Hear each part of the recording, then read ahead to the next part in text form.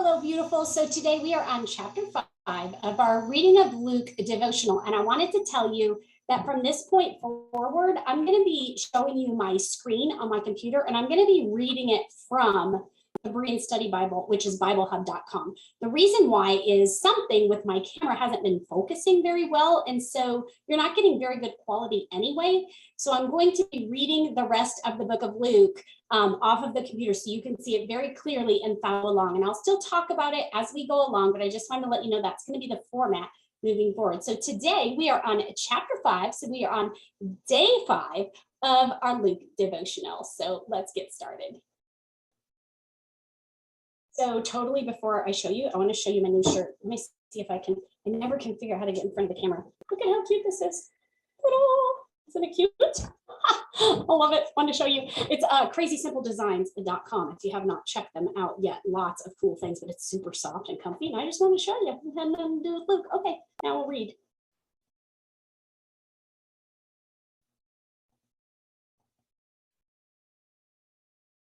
You can see me up there. Well, in the future videos, you might not see me up there, but that's okay because I don't always, have my cute shirt on and my makeup.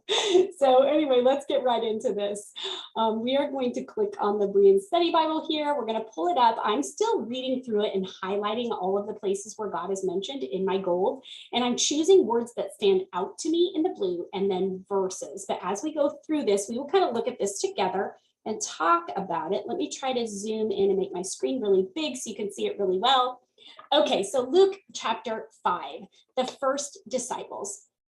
On one occasion, while Jesus was standing by the lake of Gennesaret, with a crowd pressing in on him to hear the word of God, he saw 2 boats at the edge of the lake. The fishermen had left them and were washing their nets. Jesus got into the boat belonging to Simon and asked him, hang on,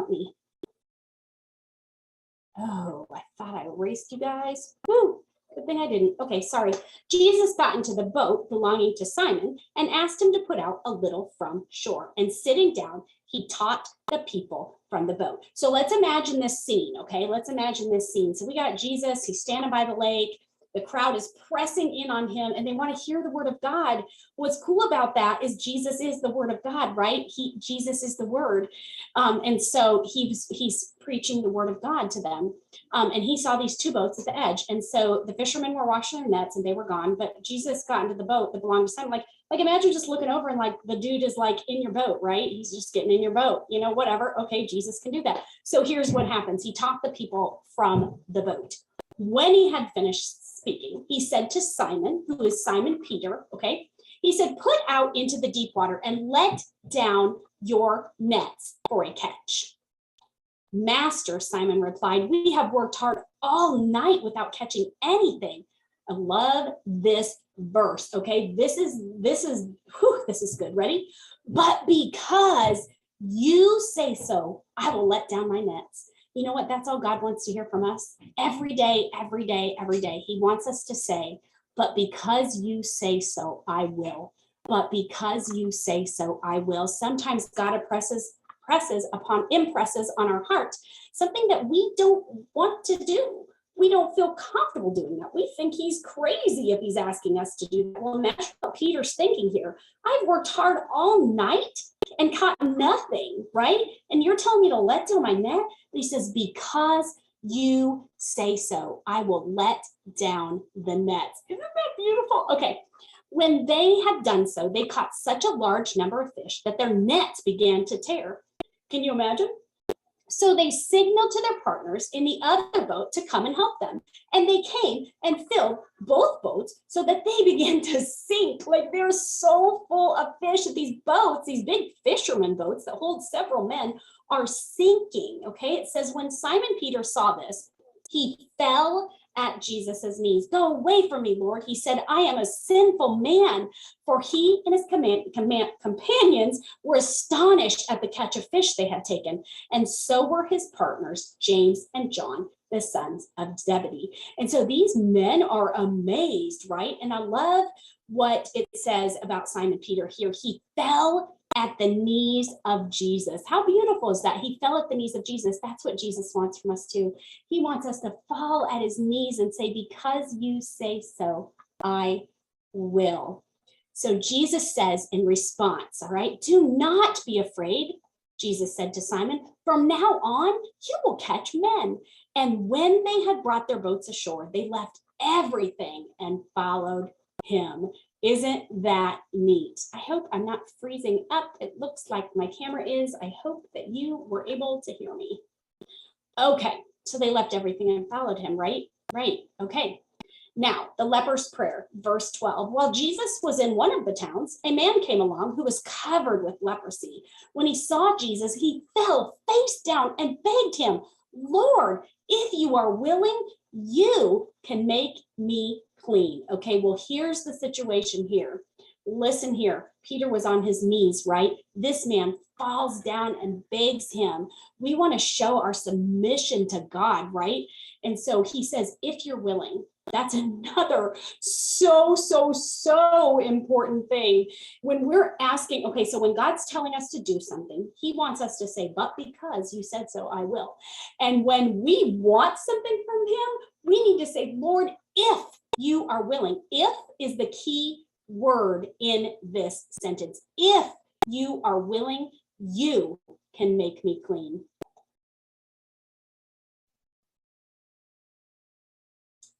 I am really hoping this isn't freezing up on y'all. It looks like I have really bad internet connection, so hopefully I don't have to re-record this. But anyway, let's keep moving on. So he says, Lord, if you are willing, remember in the Lord's Prayer, the example that Jesus gives us for how we should pray to God. He says, your will be done. We should always pray that if it's God's will, it will happen, right? And then this man had faith. He said, if you're willing, you can make me clean. He's telling Jesus, I know you can. If it's your will, you will do it. I know that. I believe that in faith. So Jesus reached out his hand, touched the man and said, I am willing. Be clean. And immediately the leprosy left him. Can you imagine being sick all those years with all of these, covered in leprosy, it says. Now imagine, immediately he was healed. Jesus says, do not tell anyone, but go, show yourself to the priest and present the offering Moses prescribed for your cleansing as a testimony to them. But the news about Jesus spread all the more. Okay, so listen, he says, don't tell anyone. Don't tell anyone, just go and show them. But it says the news about Jesus spread all the more, and great crowds came to hear him, to be healed of their sicknesses. Oh, I love this verse. This is key verse 2 here. Are you ready? Verse 16. Yet he frequently withdrew to the wilderness to pray. Okay, so no matter how busy your life is, you need to frequently withdraw to the wilderness to pray. And okay, for like a mom, it's like, you know what, withdraw to the bathroom if that's what it takes, because that's the only time you get time alone, right? Withdraw to pray. Make sure that's part of your everyday. Okay, verse 17. One day, Jesus was teaching, and the Pharisees and teachers of the law were sitting there. People had come from Jerusalem and from every village of Galilee and Judea, and the power of the Lord was present for him to heal the sick. Just then, some men came carrying a paralyzed man on a mat. They tried to bring him inside to set him before Jesus, but they could not find a way through the crowd. So they went up on the roof and lowered him on his mat through the tiles into the middle of the crowd, right in front of Jesus. Like there's always a way, right? They found the way. They did not give up, right in front of Jesus. When Jesus saw their faith, he said, friend, your sins are forgiven. But the scribes, who've got a big old butt here, right? Verse 21, but the scribes and Pharisees began thinking to themselves, who is this man who speaks blasphemy? Who can forgive sins but God alone? Now listen to this. Knowing what they were thinking, Jesus replied, why are you thinking these things in your hearts? Which is easier to say, your sins are forgiven, or to say, get up and walk? But so that you may know that the Son of Man has authority on earth to forgive sins. He said to the paralytic, I tell you, get up, pick up your mat and go home. So Jesus laid the smack down, didn't he? He was like, I know your thoughts. I know what you're thinking. Why are you thinking these things in your heart? How many times does he say that to you?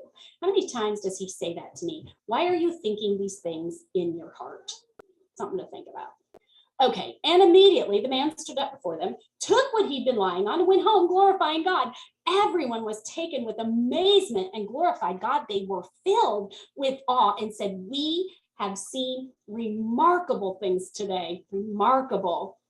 Verse 27, after this, so this is after these have happened, okay? Jesus went out and saw a tax collector named Levi sitting at the tax booth. "Follow me," Jesus told him. And Levi got up, left everything, and followed him. So Levi is who we know as Matthew, right? And so he was a tax collector. He worked for the Romans, and he got up and followed Jesus, right? It says, then he hosted a great banquet for Jesus at his house. A large crowd of tax collectors was there, along with others who were eating with them. But the Pharisees and their scribes complained to Jesus' disciples, "Why do you eat and drink with tax collectors and sinners?" Jesus answered, "It is not the healthy who need a doctor, but the sick. I have come not to call the righteous, but sinners to repentance." I love that. Verse 33, then they said to him, "John's disciples are those of the Pharisees, frequently fast and pray, but yours keep on eating and drinking." Jesus replied, "Can you make the guests of the bridegroom fast while he is with them? But the time will come when the bridegroom will be taken from them, and then they will fast." The patches and the wineskins, verse 36. He also told them a parable. So here's a parable. Jesus was the parable king, right? He used these parables to prove his point, to make his point. No one tears a piece of cloth from a new garment and sews it on an old one. If he does, he will tear the new garment as well. And the patch from the new will not match the old. And no one pours new wine into old wineskins. If he does, the new wine will burst the skins, the wine will spill, and the wineskins will be ruined. Instead, new wine is poured into new skins, and no one, after drinking old wine, wants what's new, for he says the old is better. And that is how we are going to end chapter 5. Hey, if you have any sort of explanation that you would like to share on this parable of the patches and the wineskin, I'd love to know what you know. So please write it in the comments, and I will see you tomorrow for chapter 6. Bye.